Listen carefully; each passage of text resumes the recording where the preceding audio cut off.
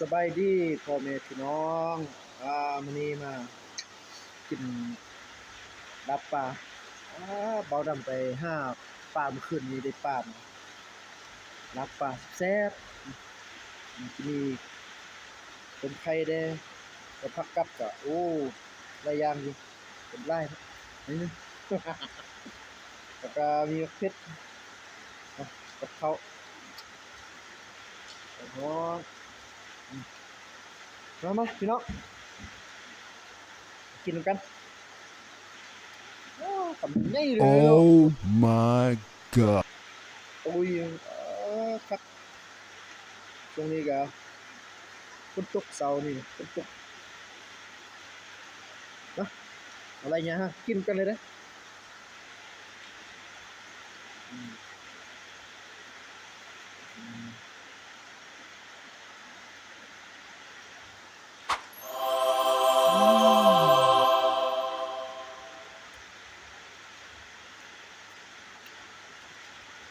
ผักแพรว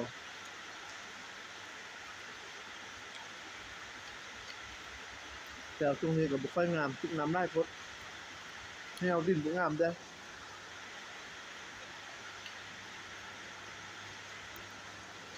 นี่ก็ห้องใบขมปลาทะละโจนใบขม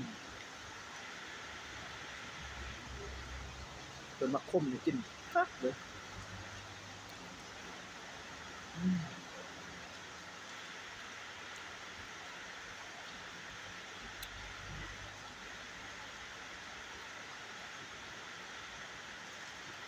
ด้วย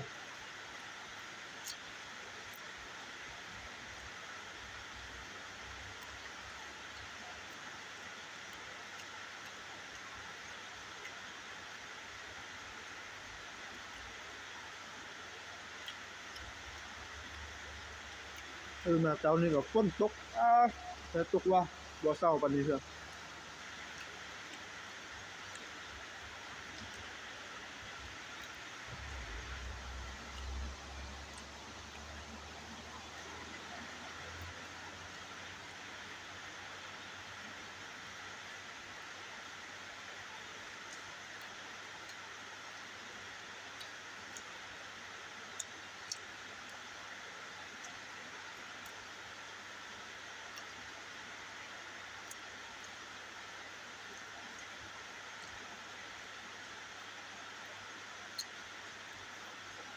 อืม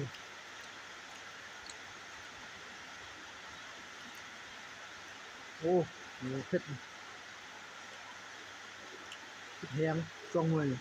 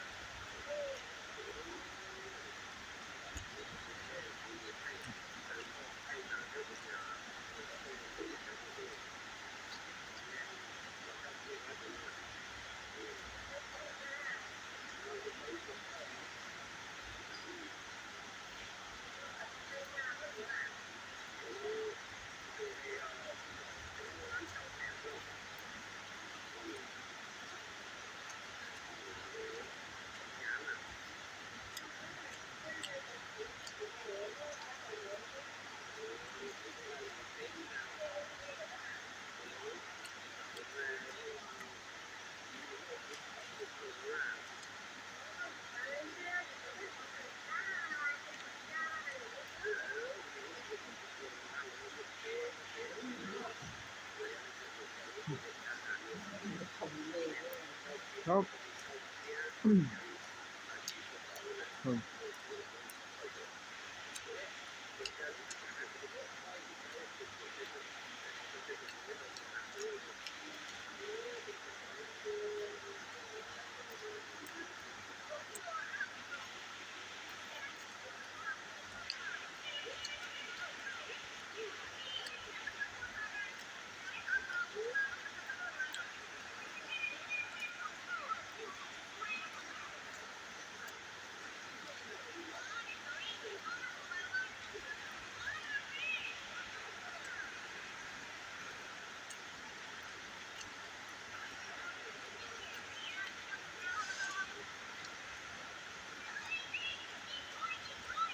ข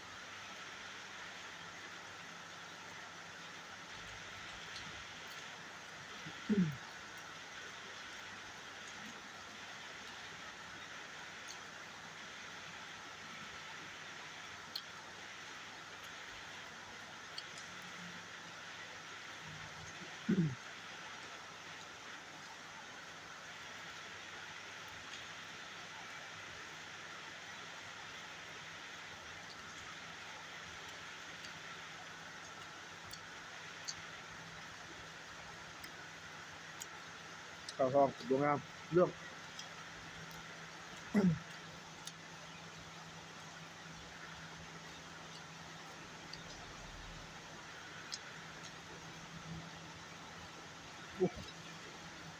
ตก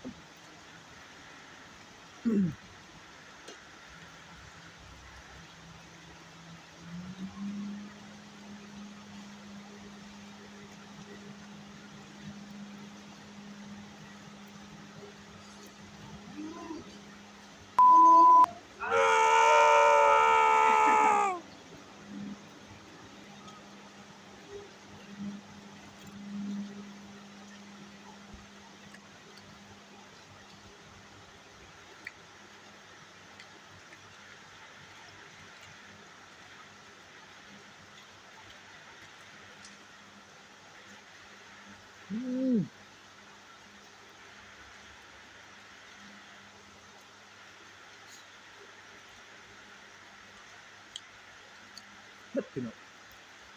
น้องเผ็ดรออยู่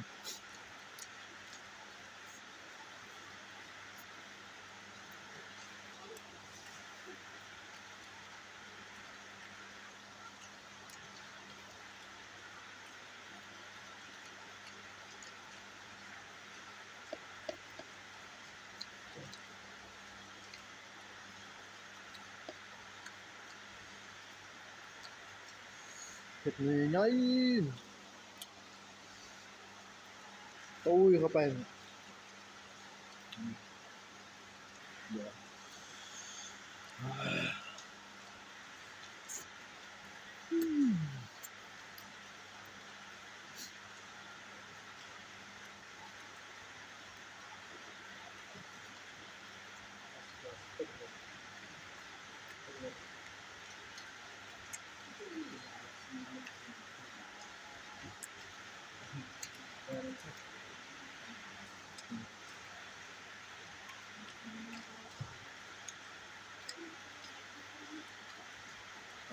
มาตอนท้ายนี้ก็